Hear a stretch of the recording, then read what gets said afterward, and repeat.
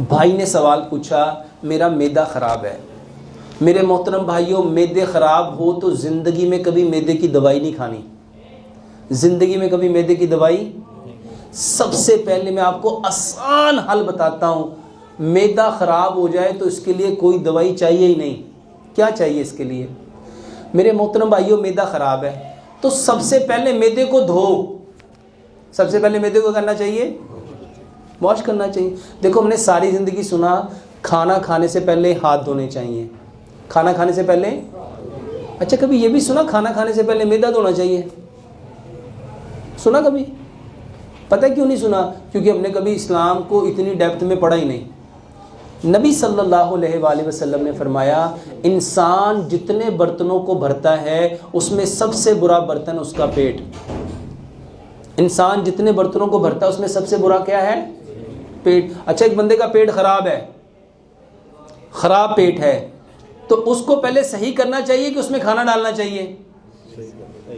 तो पेट तो पहले ही खराब है और आप ऊपर से फिर खाना डाल रहे हो, तो उसको सही करने के लिए खाना खाने से कम से कम आधा घंटा पहले पानी पियो, ताकि वो सारी जो पेट में गंदगी है वो उसको साफ कर दे। और किसी भी चीज़ को साफ करने के लिए हमने क्या रखा हुआ है? पानी। पानी है ना, तो खाने से पहले क्या करना चाहिए? पानी पीना चाहिए। तो खाने से कम आधा घंटा पहले पानी पियो। अच्छा, जब आप खाने से आधा घंटा पहले पानी पियोगे, बताओ पेट साफ होगा कि नहीं होगा? उसकी तेजाब भी है तो उसकी गंदगी, उसका कचरा मचरा कुछ ना कुछ निकलेगा कि नहीं निकलेगा? तो पहला काम ये करो। दूसरा काम, अपने दांतों को देखो। दांत कितने हैं? 32 दांत हैं और 4 तरह के दांत हैं। हकीम लुकमान फरमाया करते थे अपने बेटे को नसीहत करके, बेटा जो दांतों का काम आंतों से लेगा वो कभी भी ठीक नहीं रह सकता। जो दांतों का काम वो कभी ठीक। दांत हैं 32, 8 दांत हैं एक नोक वाले, इनका काम है खाने को काटना। तो सबसे पहले खाने को अच्छी तरह काटो, खाने को अच्छी तरह। दूसरे 8 दांत हैं, ये है 2 नोक वाले। पहले 8 दांत कितनी नोक वाले हैं? एक नोक वाले का काम है काटना, 2 नोक वाले का काम है फाड़ना। तो खाने को अच्छी तरह फाड़ो। और 8 दांत है 3 नोक वाले, इसका काम है खाने को चीरना। और 8 दांत है 4 नोक वाले, इसका काम है खाने को पीसना। तो दांतों का काम क्या हुआ? खाने को काटना, फाड़ना, चीरना, पीसना। मेरे मोहतरम भाइयों, ये कब होना था? जब खाना बार बार दांतों के नीचे आता। एक लुकमे को 32 बार चबाओ। एक लुकमे को, भाई साहब, जो बंदा एक लुकमे को 32 बार चबाएगा, बताओ उसका खाना क्या बन जाएगा? अच्छा, हमारी बदकिस्मती है, हर बंदा पता ही कहता है, हो डॉक्टर साहब हम तो खाना इतनी तेज़ी से खाते हैं। अच्छा, ज़रा कुरान से जानो, तेज़ी का काम किसका है? तेज़ी का काम किसका है? तेज़ी का काम किसका है? और खाने के वक्त हम सब कौन होते हैं? और फिर कहते पेट खराब हो गया। एक लुकमे को जो 32 बार चबाएगा, अच्छा 32 बार चबाने की नौबत ही नहीं आती। हमने कई बार एक्सपेरिमेंट कराया है। हम लोगों को कहते हैं भाई साहब जिसका पेट खराब है, कहते हैं मुझे ज़िंदगी में कभी खाना कम नहीं हुआ। हम कहते हैं खाना भी लाओ, आप भी आ जाओ।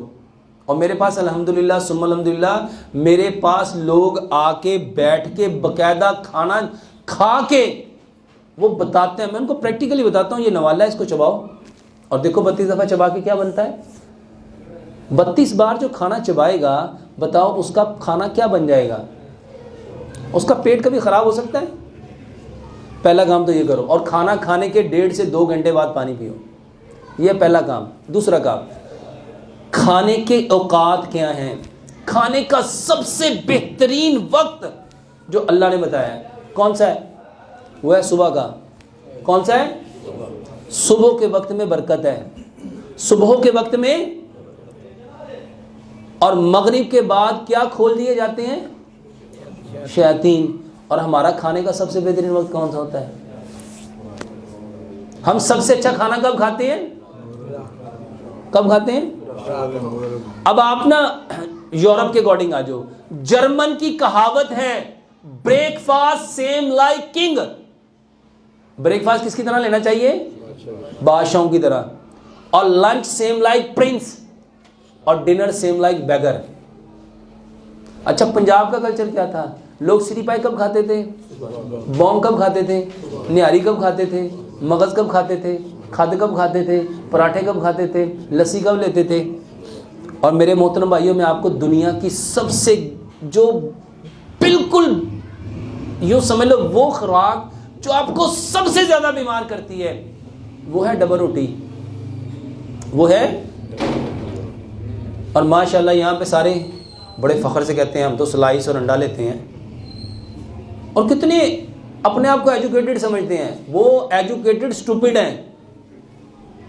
अच्छा, डबल रोटी में जो पढ़े लिखे लोग हैं ना, वो जानते हैं इसमें आर्टिफिशियल बैक्टीरिया पैदा किए जाते हैं, और जब ये डबल रोटियां ख़राब हो जाती है ना, फंगस लग जाती है, उससे दूसरी चीज़ इससे पैदा की जाती है, बनाई जाती है, जिसको कहते हैं रस।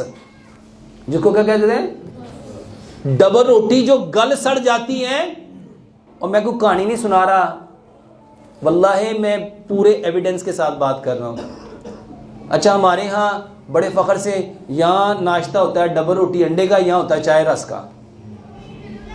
और ये सबसे बेकार चीज़ है आपके मैदे के लिए, जो मैदे को सबसे ज़्यादा नुकसान देती है। और मैं आपको हदीस से बताता हूँ, प्यारे पैगंबर जनाब मोहम्मद सल्लल्लाहु अलैहि वसल्लम ने पूरी ज़िंदगी कभी बग़ैर छने हुए आटे की कोई चीज़ खाई नहीं थी। ये जो आटा छान लेते हैं ना, नबी सल्लल्लाहु अलैहि वसल्लम ने पूरी ज़िंदगी उसके बनी हुई कोई चीज़ ही नहीं खाई। आपने हमेशा मना किया है कि जैसा है उसको लाओ, थोड़ा सा हिलाओ, जो उसके ऊपर तिनके वगैरह हैं उसको आप हवा से, उसको फूंक से उड़ा दो। ये छान के खाने वाला कॉन्सेप्ट इस्लाम में। और भाई आप छान के उसका जो फाइबर है, उसके जो चोकर है, उसकी जो सूजी है, जो मैदा है, वो तो आप निकालने की कोशिश करते हो। तो उसके जो नेचुरल इंग्रेडिएंट्स हैं, जब आप वो निकाल दोगे तो वो खाना आपको ताकत देगा, मैदे को हेल्दी करेगा, ख़राब करेगा। तो मेरे मोहतरम भाइयों, आटा पत्थर की चक्की का पिसा हुआ लो, ये लोहे की चक्कियाँ, चाइना की चक्कियाँ, स्टील की चक्कियाँ, ब्लेड की चक्कियाँ, पत्थरियों वाली चक्कियाँ, इसको साइंटिफिकली समझो। पत्थर की चक्की पे आटा यूं पिसता है और बाकी जितनी चक्कियाँ उस पर आटा यूं कटता है। उस मोटर का आरपीएम इतना तेज़ होता है कि वो आटे के सारे नेचुरल इंग्रेडिएंट्स को बर्न कर देता है। चोकर भी जल गया, सूजी भी जल गई, मैदा भी जल गया, फाइबर भी जल गया। बताओ पीछे बचेगा क्या? वो बचेगा ब्लड प्रेशर जो आप लोगों को है।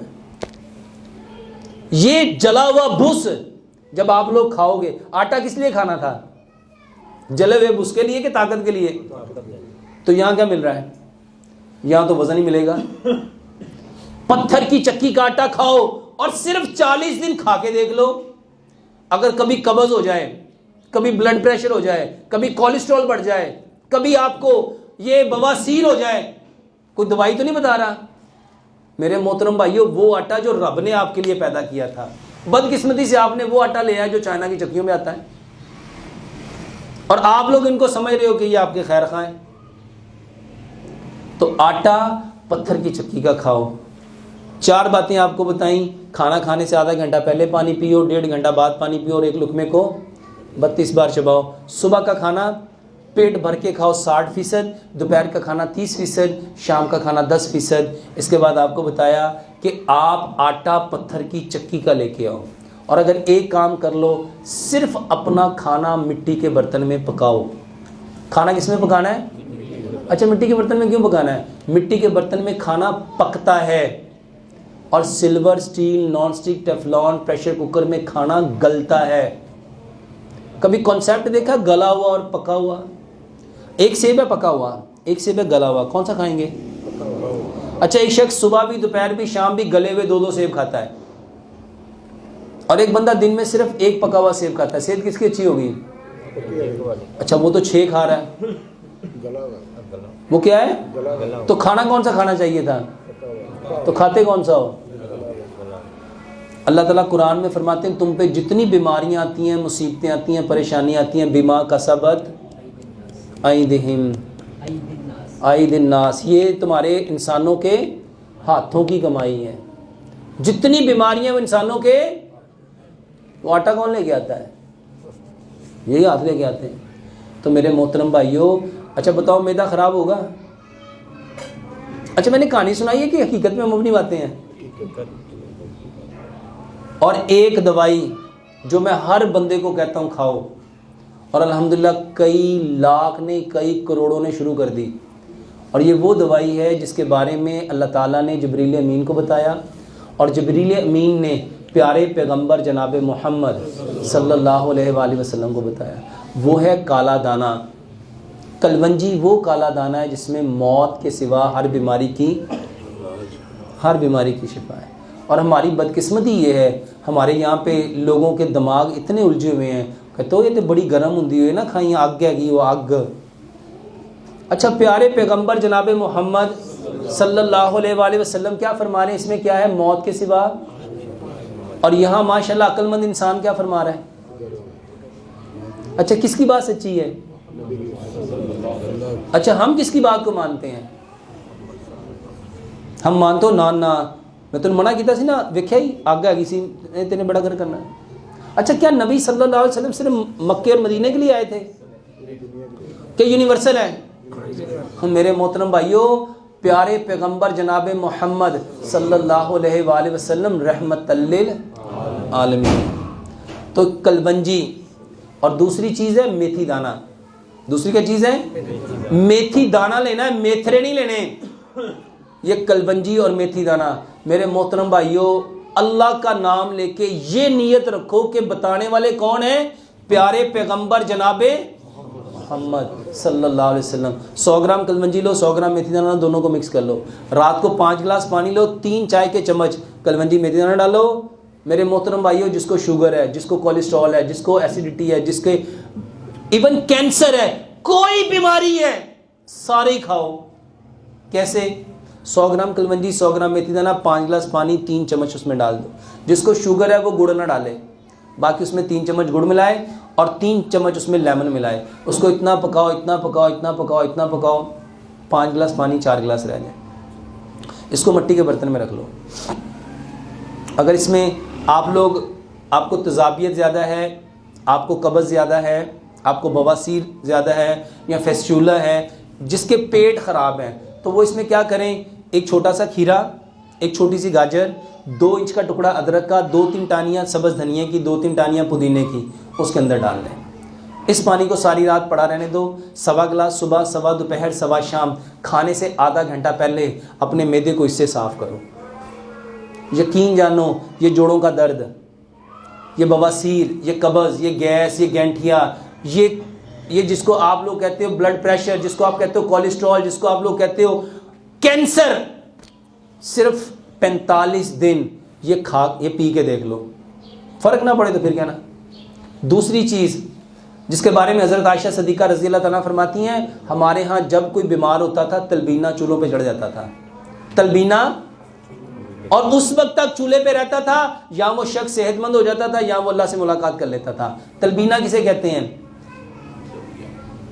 जौ का दलिया, जौ का दलिया।